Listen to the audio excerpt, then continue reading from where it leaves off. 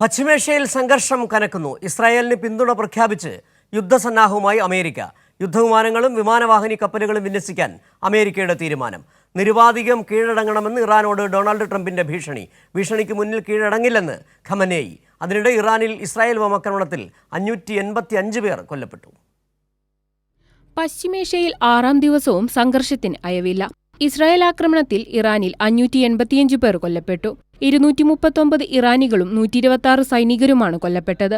ഒരു ദിവസത്തിനിടെ 300-ലധികം പേർക്ക് ജീവൻ നഷ്ടമായി. കൊല്ലപ്പെട്ടവരിൽ 70ഓളം പേർ സ്ത്രീകളും കുട്ടികളുമാണെന്നുമാണ് റിപ്പോർട്ട്. ആക്രമണത്തിൽ 1326 പേർക്ക് പരിക്കേറ്റു.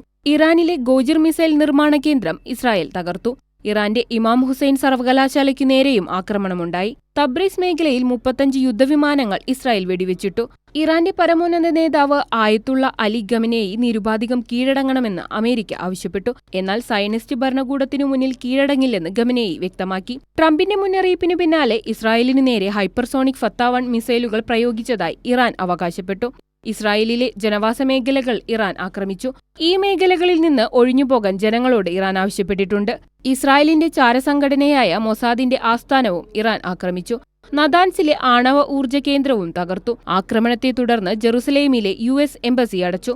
യുദ്ധത്തിൽ നേരിട്ട് പങ്കെടുക്കില്ലെന്ന് വ്യക്തമാക്കിയ അമേരിക്ക യുദ്ധവിമാനങ്ങളും വിമാനവാഹിനി കപ്പലുകളും ഇസ്രായേലിന് നൽകും. അതേസമയം ഇരു രാജ്യങ്ങളും തമ്മിൽ സമവായത്തിലെത്താൻ അന്താരാഷ്ട്ര തലത്തിൽ ഇടപെടൽ ശക്തമാക്കണമെന്ന് UAE ആവശ്യപ്പെട്ടു.